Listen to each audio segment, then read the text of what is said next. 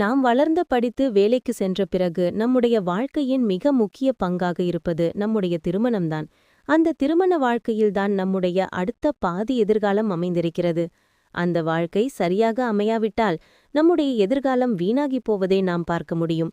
அப்படியாக ஒருவரது திருமண வாழ்க்கையும் அந்த திருமண வாழ்க்கையில் குழந்தை பாக்கியமும் கிடைக்க நாம் முருகப்பெருமானை அருள் பெறுவது அவசியமாகிறது. அப்படியாக முருகப்பெருமானின் முக்கிய நிகழ்ச்சியாக கந்த சஷ்டி விழா கொண்டாடப்படுகிறது. அந்த வகையில் கந்த சஷ்டி விழாவின் கடைசி நாளான 7ஆம் நாள் முருகனுக்கு திருக்கல்யாண வைபோகம் நடைபெறும். சூரனை வதம் செய்ததால் மனம் மகிழ்ந்து இந்திரன் தன்னுடைய மகளான தேவயானையை முருகப்பெருமானுக்கு திருமணம் செய்து வைப்பார். தீராத துன்பத்தை போக்கும் முருகன் திருக்கல்யாண வழிபாடு. இந்த திருமண வைபவம் அனைத்து முருகன் ஆலயங்களிலும் நடைபெறும்.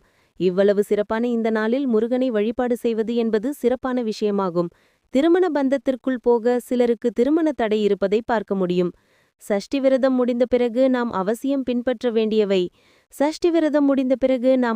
பின்பற்ற வேண்டியவை அவ்வாறாக திருமண தடை நீங்க வேண்டும் என்று நினைப்பவர்கள் முருகப்பெருமானின் திருக்கல்யாணத்திற்கு தங்கத்தில் தாலி வாங்கி தரலாம். முடியாதவர்கள் மஞ்சள் கயிறு, மஞ்சள், குங்குமம் போன்ற திருமாங்கல்ய செட்டை ஒற்றைப்படை எண்ணிக்கையில் வாங்கி வந்து திருக்கல்யாணம் நடைபெறும் பொழுது அங்கு இருக்கக்கூடிய சுமங்கலி பெண்களிடம் கொடுத்து ஆசீர்வாதம் வாங்க வேண்டும். இதோடு மட்டுமல்லாமல் திருமண வைபோகத்தில் முருகப்பெருமான், வள்ளி தெய்வானை இவர்களுக்கு திருமணம் நடக்கும் பொழுது மாலை மாற்றும் வழக்கம் என்பது இருக்கும். அப்படி மாலை மாற்றுவதற்கு மாலை வாங்கி கொடுத்தாலும் விரைவிலேயே நமக்கு திருமண வரன் கூடி வரும் என்று நம்பப்படுகிறது. தீராத துன்பத்தை போக்கும் முருகன் திருக்கல்யாண வழிபாடு. மேலும் அன்றைய தினத்தில் கல்யாண சாப்பாடு அன்னதானமாக போடுவதன் மூலமும் நம்முடைய வாழ்க்கையில் விரைவிலேயே கல்யாண விருந்து போடும் வாய்ப்புகள் கிடைக்கும் என்றும் கூறப்படுகிறது. குழந்தை பாக்கியம் பெற வேண்டும் என்று நினைப்பவர்கள் திருக்கல்யாணம் நடைபெறும் நாளில் முருகப்பெருமானுக்கு அபிஷேகத்திற்காக பஞ்சாமிர்தம் சம்பந்தப்பட்ட பொருட்களை வாங்கி தரலாம். பணமாக தராமல் பஞ்சாமிர்தத்துக்கு தேவையான பழவகைகளை வாங்கி தருவது நல்ல பலனை தரும்.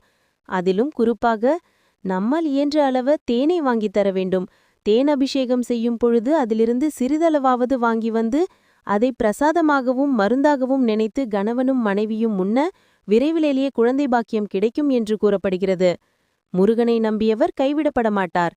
அப்படியாக இந்த எளிய வழிபாட்டை மனதார நினைத்து செய்து வேண்ட நம்முடைய வேண்டுதலை முருகன் நிச்சயம் நம்முடைய எதிர்பார்ப்பை நிறைவேற்றி மகிழ்ச்சியான வாழ்க்கையை வழங்குவார்.